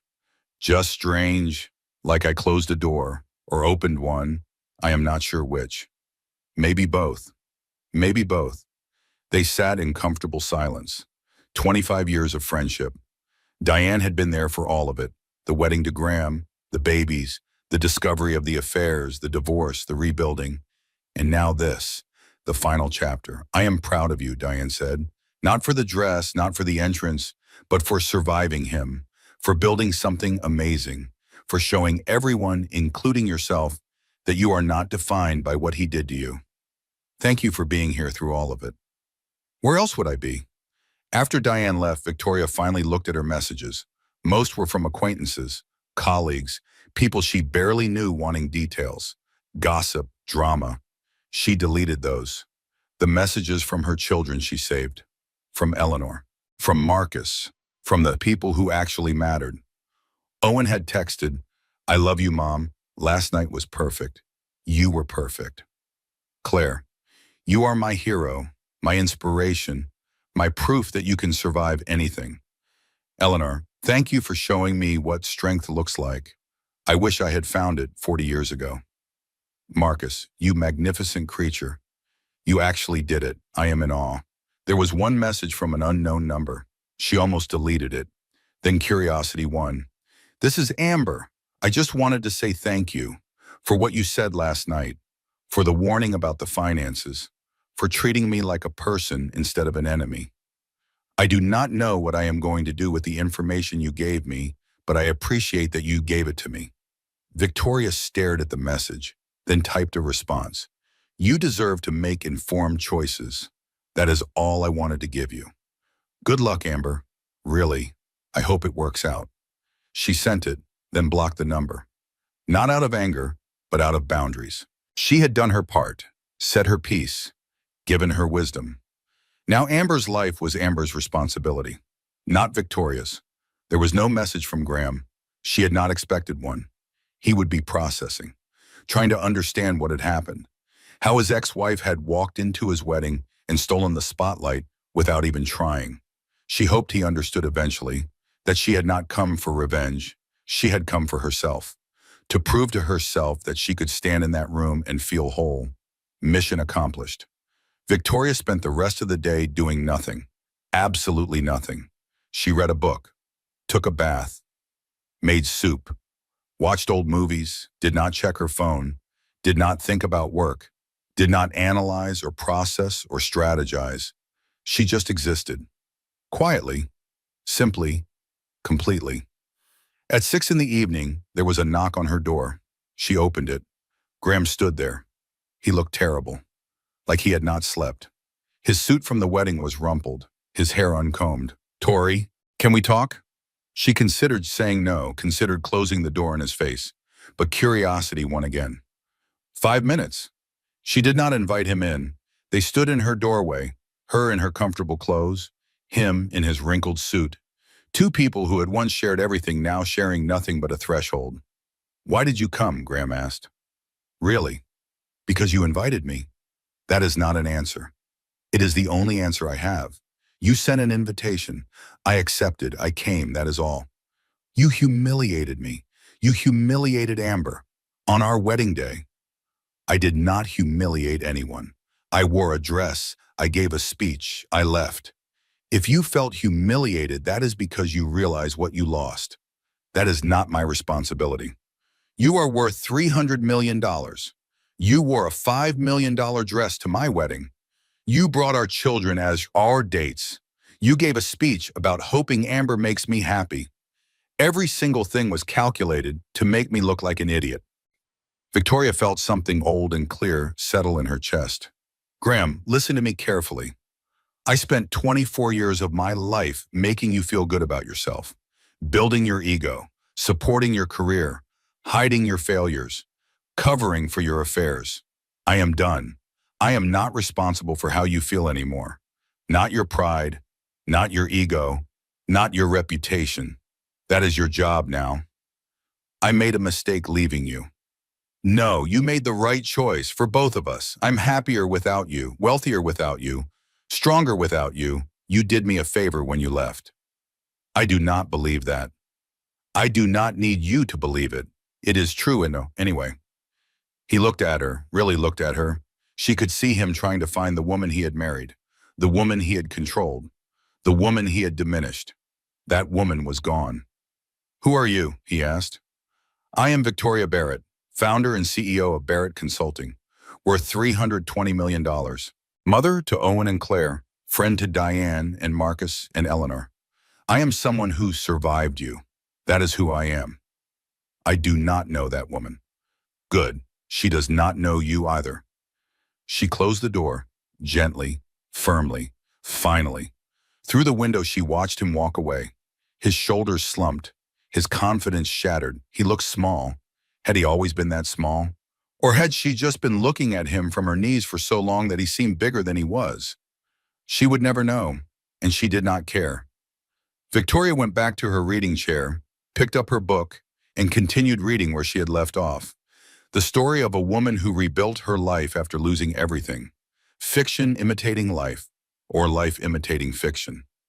Either way, Victoria understood the character now, understood that losing everything was sometimes the gift you needed, the push that forced you to become who you were always meant to be. Her phone rang. Dr. Reese. I heard about the wedding, and her therapist said, "How are you?" I am good, really good. Is that strange? Not at all. You did something incredibly brave. You faced your fear. You proved to yourself that you are not broken. That is worth celebrating. I do not feel like celebrating. I just feel tired. That is normal. You have been preparing for this for weeks. Now it is over. You can rest. Can I? Is it really over? What do you think? Victoria thought about it, really thought. Yes, it is over. I proved what I needed to prove. Not to him, to myself. I can stand in a room with him and feel nothing but gratitude that I am not married to him anymore. That is closure. Then yes, it is over. You can rest now. After the call, Victoria did exactly that. She rested.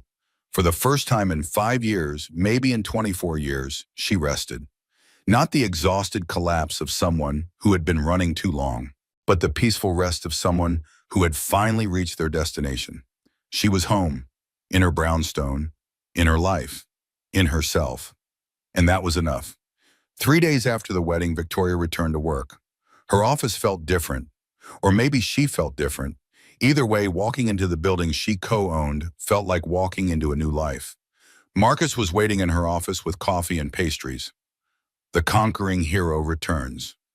Please do not call me that. Too late. You are a legend.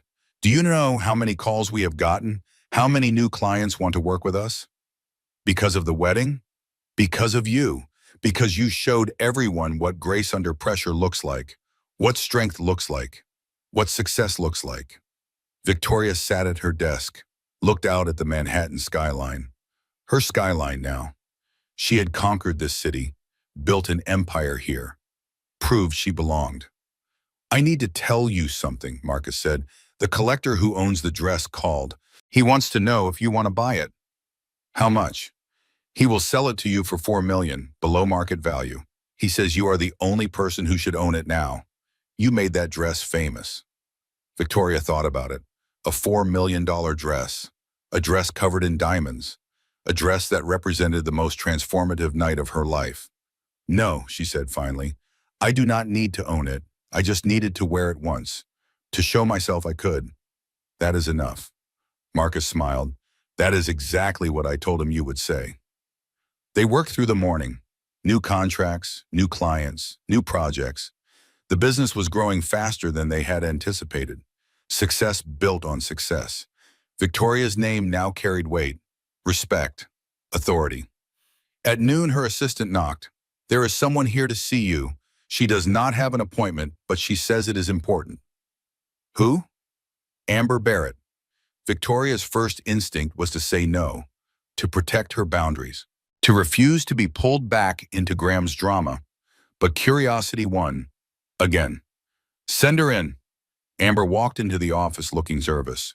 She wore jeans and a sweater, no makeup, her hair pulled back. She looked younger than 29, looked vulnerable. Thank you for seeing me, Amber said. I know you probably do not want to talk to me. What do you need, Amber? I need to know if what you said was true. About Graham's finances. I had my lawyer look into it. You were right. He is not nearly as wealthy as he claimed. The prenup is based on false information. What are you going to do about it? I do not know. That is why I am here. I need advice, and you are the only person who understands what it is like to be married to him." Victoria gestured to the chair. Amber sat. For a long moment, neither spoke. "I cannot tell you what to do," Victoria said finally. "That is your choice. But I can tell you what I wish I had done differently." "Tell me." "I wish I had trusted myself. I knew Graham was cheating. I knew he was lying. I knew our marriage was broken. But I did not trust my instincts. I convinced myself I was paranoid, insecure, crazy. I let him gaslight me into doubting my own reality. He does that to me, too. Makes me feel like I am imagining things. You are not imagining things. Trust that. Your instincts are trying to protect you. Listen to them." Amber nodded, tears streaming down her face. "I thought marrying him would make me happy. I thought being his wife would give me status, respect, security. But I feel more alone now than I did before. That is because you married someone who is incapable of true partnership. Graham does not want a wife. He wants an audience, someone to witness his success, validate his ego, make him feel important. Is that what you were? An audience? For too long, yes, but not anymore. Now I am the star of my own show, and you can be too, but you have to choose that. No one can choose it for you." They talked for an hour. Victoria told Amber things she wished someone had told her, about boundaries, about self-worth, about recognizing when you are compromising yourself for someone who will never appreciate the sacrifice. When Amber finally left, she hugged Victoria. "Thank you. I do not know what I am going to do, but thank you for treating me like a person, not like the woman who stole your husband. You did not steal him. He was not mine to steal by the time you met him. And honestly, you can have him. I am better off without him." After Amber left, Marcus appeared in the doorway. "That was big of you, helping her like that." "I am not helping her for her sake. I am helping her for mine. I am becoming the person I needed 5 years ago. The person who tells the truth even when it is uncomfortable. That is who I want to be now." Mission accomplished then. The week passed. Victoria fell back into routine. Work, meetings, dinners with friends, yoga classes, therapy sessions. Life continued. Normal life, quiet life, good life. On Saturday, Claire came over for brunch. They sat in Victoria's sunny kitchen eating French toast and talking about nothing important. It felt perfect. "How are you doing?" Claire asked. "Really?" "I'm good, really good." "No regrets about the wedding?" "None. It was exactly what I needed it to be." "Dad called me yesterday. He wanted to know if I thought you were okay." "What did you tell him?" "I told him you are more than okay, you are thriving, and that he should focus on his new wife instead of worrying about his ex-wife." Victoria laughed. "How did he respond to that?" "He did not. He just hung up. I think he finally understands that we are not going to be mediators anymore. We are not going to help him manage his guilt or his regret. He made his choices. Now he has to live with them. I am proud of you, both you and Owen. You have such clear boundaries. We learned from watching you. We watched you spend years without boundaries, trying to make everyone happy, sacrificing yourself for him. We decided we would not do that. We would choose ourselves first. That is the best gift I could have given you, the example of what not to do." They laughed, ate more French toast, talked about Claire's job, her boyfriend, her plans for the future. Normal conversation, easy conversation. The kind of conversation Victoria had forgotten was possible when you were not constantly managing someone else's emotions. After Claire left, Victoria cleaned up, did laundry, paid bills, all the mundane tasks of life that felt sacred now, because they were her tasks, her life, her choices. Her phone rang. Unknown number. She almost did not answer, but something told her to. "Hello? Victoria, this is Eleanor. I wanted to call and thank you for including me in your support system at the wedding, for treating me with kindness even though I do not deserve it." "Eleanor, you do not need to thank me." "Yes, I do. I was not a good mother-in-law to you. I made you feel inadequate, unwelcome, like you were not good enough for my son. I am sorry for that. Truly sorry." Victoria sat down. This was unexpected. Thank you for saying that. I have been thinking a lot since the wedding, about my life, about the choices I made, about the woman I could have been if I had been braver. You inspired me, Victoria. You showed me it is never too late to choose yourself. What are you going to do? I am going to live, really live, not just exist, not just maintain appearances. I am 73 years old. I probably have 10 or 20 years left if I am lucky. I am not wasting them pretending to be someone I am not. Good, you deserve that. So do you. And you are doing it. You are living authentically, fully, completely. That is rare. Treasure it. After the call, Victoria sat in her living room feeling overwhelmed by gratitude for her children, for her friends, for Eleanor, for Marcus, for everyone who had supported her journey, but mostly grateful for herself, for choosing to leave when staying would have killed something essential inside her, for rebuilding when giving up would have been easier, for showing up to that wedding when hiding would have been safer. She had done the hard thing, the brave thing, the right thing, and now she got to live with the consequences, the good consequences, the beautiful consequences, the consequences of choosing herself. Her phone buzzed, a text from Owen. Family dinner next week? Your place? I will cook. She smiled. Typed back, yes, I love you. His response was immediate. Love you too, Mom. Proud of you. Always. Victoria looked around her brownstone, her home, her sanctuary, her proof that you could lose everything and still build something beautiful from the ashes. She had lost a marriage, but she had gained herself, and that trade was worth every difficult moment. 6 months after the wedding, Victoria sat in her office reviewing quarterly reports. The business had grown 40%. New clients, new projects, new opportunities. Success built on success, built on the foundation she had laid through years of hard work. Marcus knocked on her door. Got a minute? Always. He sat down, looked serious. I need to tell you something. I got an offer. Google wants me to head their enterprise consulting division.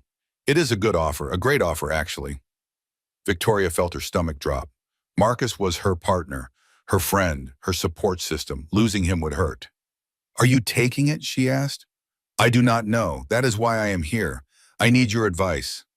My advice is to take it, if it is what you want, if it will make you happy. Do not stay here out of obligation or loyalty. I will be fine. You built this company. I do not want to abandon you. You are not abandoning me. You are choosing your own path. That is what people should do. Choose themselves. Choose growth. Choose possibility. Marcus smiled. When did you become so wise?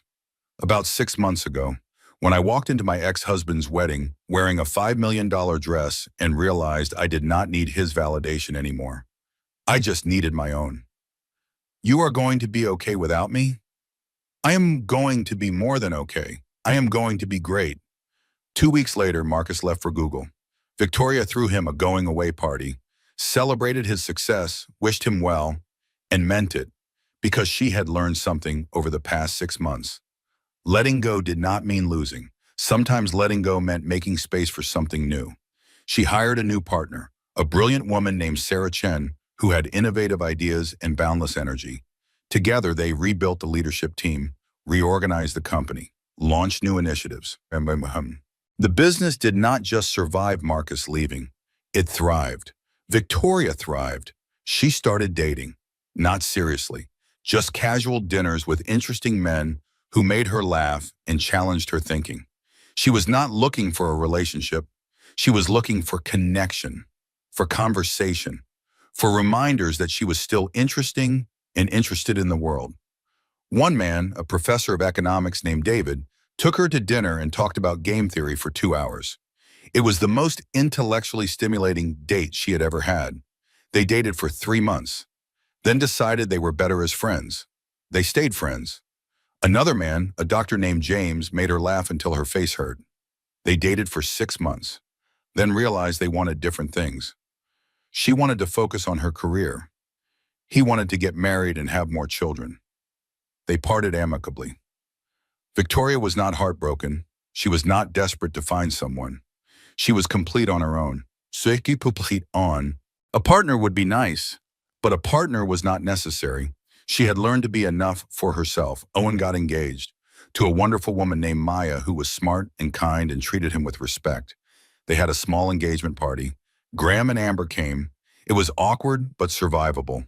Victoria and Amber said hello, made polite conversation, then drifted to opposite sides of the room.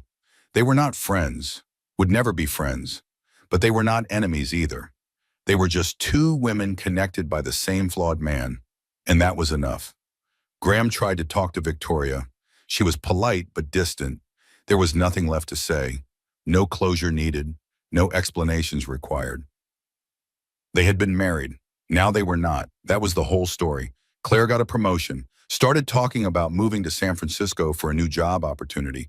Victoria encouraged her, told her to take risks, choose adventure, build her own life, not stay in New York out of obligation to her mother. "Are you sure?" Claire asked. "I do not want to leave you alone." "I am not alone. I have friends, work, a life. You need to build your own life, not orbit around mine." Claire moved to San Francisco. Victoria helped her pack, drove her to the airport, hugged her goodbye, and cried in her car on the way home. But they were good tears, proud tears. Tears of a mother watching her daughter become independent and strong and capable. Victoria's brownstone felt emptier with both children gone, but it also felt peaceful. She decorated it exactly how she wanted. No compromises, no considerations for anyone else's taste. Just her style, her choices, her home. She hosted dinner parties, book clubs, wine tastings, filled her space with friends and laughter and good conversation. Her home became a gathering place, a sanctuary, a proof that you could build community even when you were starting over. 1 year after the wedding, Victoria received an invitation in the mail. Graham and Amber were renewing their vows. A small ceremony, family only. Owen and Claire were invited. Victoria was not. She was not offended. She was relieved. That chapter of her life was closed. She had no interest in reopening it. Owen called. "Are you okay that you were not invited?" "More than okay. I am grateful. I have no desire to attend another event celebrating their marriage." "Fair enough. Claire and I are going to skip it. We do not want to support him when he is still treating you like you did not matter." "You should go. He is your father. You can have a relationship with him separate from me." "We know, but we choose to. Not right now, maybe someday, but not yet." Victoria felt grateful for her children, for their loyalty, for their clear boundaries, for becoming adults who chose themselves and the people who truly loved them. 2 years after the wedding, Victoria was invited to speak at a business conference. She gave a keynote about resilience, about rebuilding, about choosing yourself even when everyone expects you to compromise. The speech went viral, not because it was about business, but because it was about being human, about surviving loss, about becoming stronger. She got offers to write a book, to do a TED Talk, to become a consultant on corporate culture and leadership. She said yes to some, no to others, chose carefully, protected her energy. Her life became full in ways it had never been during her marriage, full of purpose, connection, joy, growth. She did not think about Graham anymore. He had become a character in her origin story, the antagonist who forced her to become the hero. She was grateful for that, but she did not need him anymore. Not his approval, not his regret, not his recognition. She had her own approval, and that was enough. 3 years after the wedding, Victoria sat in her office looking at the city. She was 51 years old, wealthier than she had ever imagined, more successful than she had dreamed, more content than she thought possible. Her phone rang. Eleanor. "Victoria, I wanted to let you know, Graham and Amber are getting divorced." Victoria felt nothing, not satisfaction, not vindication, just mild curiosity. "What happened?" Apparently, she found out he was having an affair with someone from his office. Again, she filed for divorce, used the post-nup you told her to get. She is walking away with significantly more than she would have with just a prenup. Good for her. "He called me crying, saying he made a mistake, saying he should have fought harder to keep you. I told him it was too late, that you had moved on, that you were happy, that he needed to focus on fixing himself instead of blaming everyone else for his problems. How did he respond? He hung up on me. I have not heard from him since. I think I am finally done enabling him. Better late than never, I suppose. It is never too late to set boundaries. You taught me that. Thank you. After the call, Victoria sat with the information. Graham was getting divorced. Again, would probably get married again. Again, would probably cheat again. Again. That was who he was. That was who he would always be. She felt sorry for him. Not pitying sorry, just sad sorry. Sad that he would never learn, never grow, never become someone capable of real love or real partnership. But that was not her problem anymore. Had not been her problem for 3 years. Would never be her problem again. She closed her laptop, left work early, walked through Central Park, the same park she could see from the Plaza Hotel. The place where Graham had married Amber while she sat in the audience wearing a $5 million dress. That night felt like a lifetime ago, like a story that had happened to someone else. The woman who had walked into that wedding had been seeking closure, seeking validation, seeking proof that she was okay. The woman walking through Central Park 3 years later did not need closure, did not need validation, did not need proof. She was okay, more than okay. She was happy. She had learned that sometimes the best revenge was not revenge at all. It was just living so well that they realized what they lost, and then continuing to live well even after they realized. Because your happiness was not about them. It was about you. Victoria stopped by the Bethesda fountain, watched the water, thought about her life, about where she had been and where she was going.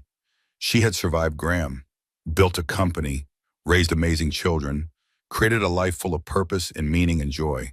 She had proven to herself that she was not broken, that losing him had set her free, and now she got to live with that freedom. Every single day for the rest of her life. A man walked up to the fountain, about her age, maybe a little older. He smiled at her. Beautiful day. It is. You look familiar. Have we met? I do not think so. I am Daniel. Victoria. They talked for 20 minutes about the weather, about the city, about life, easy conversation, comfortable conversation. When he asked for her number, she gave it to him, not because she was looking for a relationship, but because she was open to possibility. He called 3 days later. They went to dinner, then another dinner, then a walk through the Brooklyn Botanic Garden. He was interesting, funny, kind. He did not try to fix her or save her or change her. He just appreciated her exactly as she was. They dated for 6 months, then a year, then 2 years. It was easy, comfortable, full of laughter and good conversation and mutual respect. He had been divorced too, understood the work it took to rebuild yourself, appreciated the strength it required. They did not rush anything, did not push for commitment, just enjoyed each other's company and built something real. 5 years after the wedding, Victoria sat in a restaurant celebrating her 53rd birthday.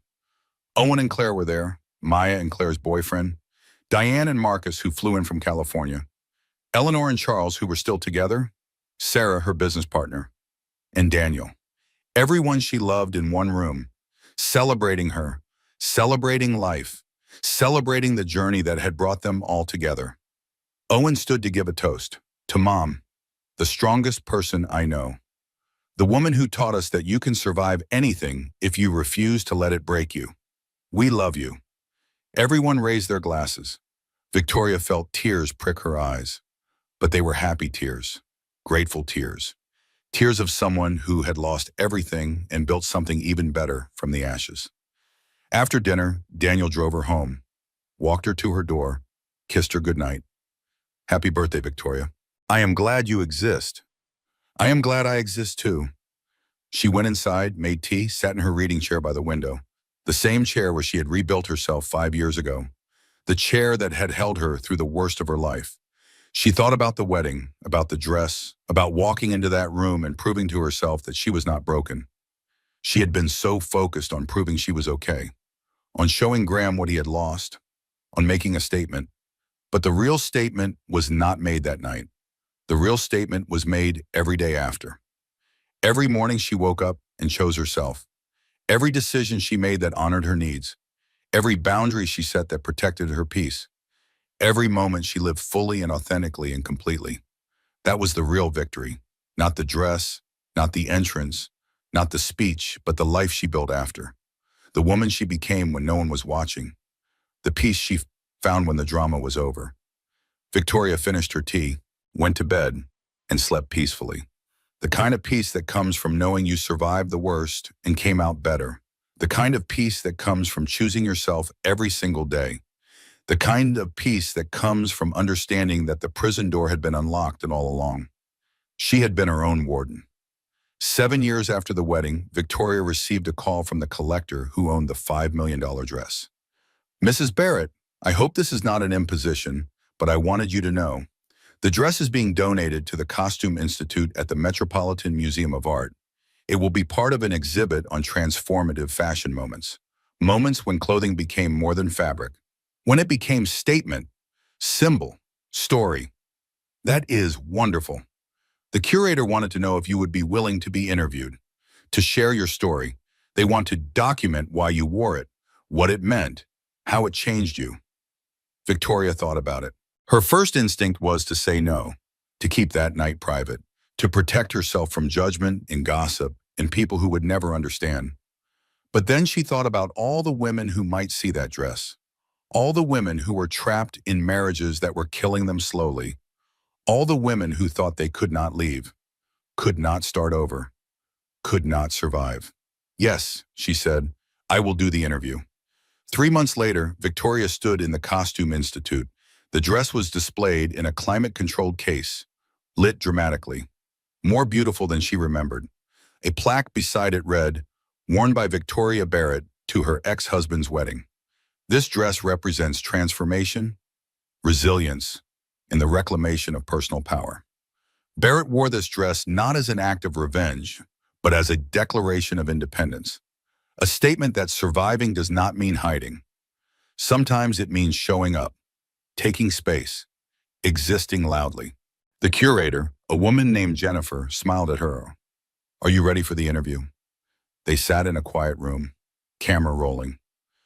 Jennifer asked questions. Victoria answered honestly. "Why did you wear a $5 million dress to your ex-husband's wedding?"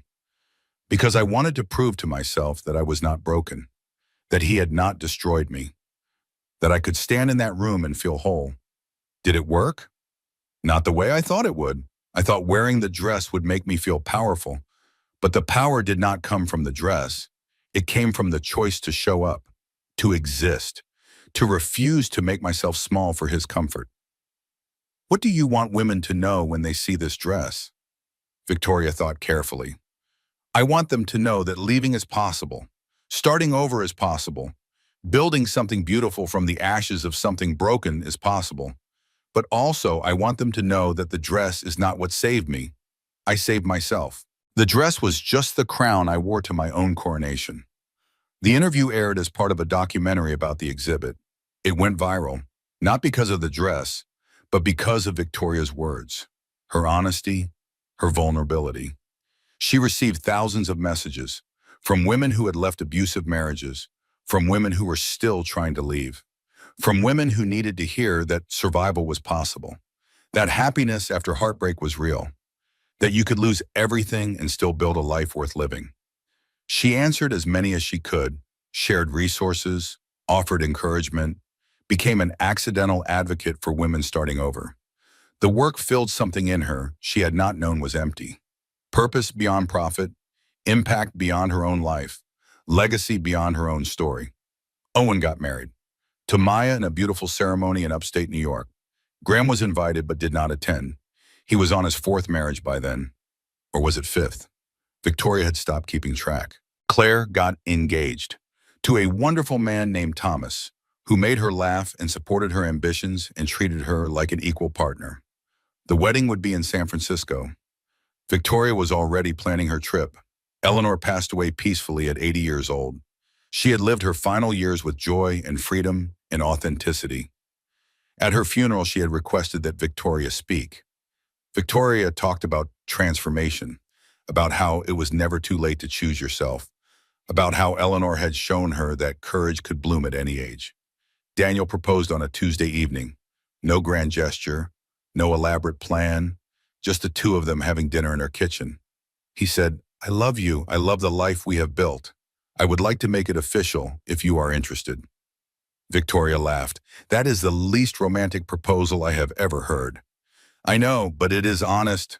I am not good at romance. I am good at showing up, at choosing you every day, at building something real." "Yes," she said. "Yes, I am interested." They got married 6 months later. Small ceremony, just close friends and family, no drama, no expensive dress, just two people who had survived their own stories choosing to write a new chapter together. Victoria wore a simple cream suit. Owen walked her down the aisle. Claire stood as her maid of honor. It was perfect in its simplicity, in its honesty, in its focus on what mattered, not impressing others, just celebrating love. At the reception, Diane gave a toast. "I have known Victoria for 30 years. I watched her marry young, watched her build a life, watched that life fall apart, watched her rebuild herself from nothing. And now I get to watch her choose love again. Not because she needs it, but because she wants it. That is the difference. That is growth. That is wisdom." Victoria looked around the room, at her children, at her friends, at Daniel, who was looking at her like she was the most interesting person in the world, at the life she had built through sheer determination and refusing to give up. She thought about the woman who had walked into Graham's wedding 7 years ago. That woman had been seeking closure, seeking validation, seeking proof. This woman needed none of those things. She had found them all within herself. 10 years after the wedding, Victoria was interviewed for a business magazine. They asked about her success, her company, her journey. At the end of the interview, the journalist asked, "What would you tell your younger self? The woman who was married to Graham Barrett?" Victoria thought about it, really thought. "I would tell her that she is not crazy, that her instincts are right, that the signs she is seeing are real. I would tell her to trust herself, to leave sooner, to not waste years trying to fix something that was broken from the start." Anything else? Yes. "I would tell her that the best years of her life are coming, that losing him will set her free, that she will build something more beautiful than she can imagine, that she will be happy, really happy, not the fake happiness she is performing in her marriage, but real happiness that comes from being fully yourself." "Do you have any regrets?" "Only one, Turing. I regret staying as long as I did, but even that regret is complicated. Because if I had left sooner, I might not have learned everything I needed to learn, might not have become who I am now. So maybe it was not wasted time. Maybe it was necessary time. Time I needed to spend in the darkness before I could appreciate the light." The article ran with a photo of Victoria in her office. Confident, powerful, at peace. The caption read, "Victoria Barrett, from surviving to thriving." She framed the article. Not for her office, for her bedroom. A reminder of how far she had come, of who she had been and who she had become. 15 years after the wedding, I had to run. Victoria was 63 years old. She had retired from day-to-day operations of her company. Sarah had bought her out. Victoria now spent her time mentoring young entrepreneurs, especially women starting over. She and Daniel had a good life. They traveled, they read, they hosted dinners, they volunteered. They lived simply and fully and with intention. Owen and Maya had 2 children. Claire and Thomas had 1. Victoria was a grandmother. The role fit her perfectly. She spoiled her grandchildren, taught them about resilience and strength and choosing yourself. Hoped they would never need those lessons, but gave them anyway, just in case. One afternoon, Victoria was cleaning out her closet. She found a box she had forgotten about. Inside were photos from Graham's wedding. Someone had taken pictures. She had never looked at them. She looked now. There she was in the $5 million dress. Owen and Claire on either side of her. She looked powerful, magnificent, exactly as she remembered. But looking at the photos 15 years later, she saw something else. She saw a woman who was still performing, still trying to prove something, still seeking validation from people who did not matter. She had needed to perform that night, needed to prove she was okay. That was valid. That was necessary. That was part of her healing. But she did not need to perform anymore. She did not need to prove anything. She just needed to be. Victoria threw away the photos, not out of anger or shame, but out of completion.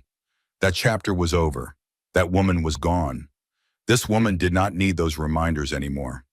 She kept one photo, the one of her with Owen and Claire, her children, her greatest accomplishment, her proof that something good had come from something broken. That photo went on her mantle, next to photos of her grandchildren, next to a photo of her and Daniel on their wedding day, next to a photo of her accepting an award for her mentorship work. A life in photos, a life well lived, a life built from ashes and determination and refusing to stay small. 20 years after the wedding, Victoria received a letter from Graham. She almost threw it away without opening it. But curiosity won. Always curiosity. The letter was handwritten, his careful script, the same handwriting from the wedding invitation 2 decades ago. Tori, I know you probably do not want to hear from me. I would not blame you if you threw this letter away without reading it, but I needed to write it anyway. I have been in therapy for 3 years now, really doing the work, not just going through the motions, and I have come to understand things about myself that I should have understood decades ago. I was broken when I married you. I was broken our entire marriage. I was broken when I left you, and I broke you in the process. I am sorry for that, truly deeply sorry. I see now that you were trying to love me into being whole, but no one can do that for someone else. I had to do that work myself, and I did not. I just kept running, kept cheating, kept blaming everyone else for my problems. You deserve better than me. You always did, and I am grateful that you found it. I see the articles about you, the interviews, the work you do mentoring women. You are making a difference in the world. That is more than I can say for myself. I am not writing to ask for forgiveness. I do not deserve that. I am writing to tell you that you were right about everything, about me, about our marriage, about what I was doing. You were not crazy. You were not paranoid. You were not too sensitive. You were right. And I gaslit you into doubting yourself because I could not face my own truth. I hope you are happy, really happy. Not the way I pretended to be happy, but the way you described in that interview. Real happiness that comes from being fully yourself. I will not contact you again. This is my goodbye. My final attempt to tell you the truth. You deserved the truth 24 years ago, but I am giving it to you now. Better late than never, I suppose. Graham Victoria read the letter 3 times, felt nothing, not anger, not vindication, not even satisfaction, just a distant recognition that this was a man who had finally done some of the work he should have done decades ago. Too late for their marriage, but maybe not too late for him. She did not respond to the letter, did not need to. His apology was for him, his closure, his healing. She had found her closure years ago, had found her healing, had found her peace. She burned the letter in her fireplace, watched the paper curl and blacken and turn to ash. Let it go. Finally, completely, absolutely. Daniel found her sitting by the fireplace. What are you burning? The past. Does it feel good? It feels like nothing, and that is perfect. He sat beside her. They watched the fire together. 2 people who had survived their own stories, who had found each other after the worst was over, who were building something real and honest and good. I love you, Daniel said. I love you too. That was all that mattered. Not what had been, but what was. Not who she had been married to, but who she was now. Not the pain of the past, but the peace of the present. Victoria Barrett walked into her ex-husband's wedding wearing a $5 million dress. But the dress was not what saved her. She saved herself. Every morning she chose to get out of bed. Every day she chose to build instead of destroy. Every moment she chose hope over bitterness. If Victoria's story resonated with you, if you have ever felt underestimated or counted out, if you have ever needed proof that you can rebuild your life after losing everything, do me a favor. Hit that like button so I know this story mattered to you. Drop a comment telling me what moment hit you hardest. Was it when her children chose to stand with her? When she warned Amber about the prenup? When she gave that speech at the wedding? I want to know what resonated with you. Share this story with someone who needs to hear it, someone who is struggling, Someone who needs proof that survival is possible, that happiness after heartbreak is real, that you can lose everything and still build a life worth living. And if you want more stories like this, stories about resilience and transformation and women who refuse to stay small, hit that subscribe button because I have got more stories to tell. Stories that will make you laugh and cry and feel like anything is possible. Victoria Barrett proved that the best revenge is not revenge at all. It is just living so well that everyone realizes what they lost, and then continuing to live well long after they realize.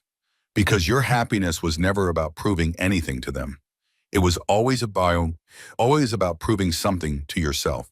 Thanks for listening to Victoria's story. Now go live yours, like she lived hers, fully, authentically, unapologetically. I will see you in the next story.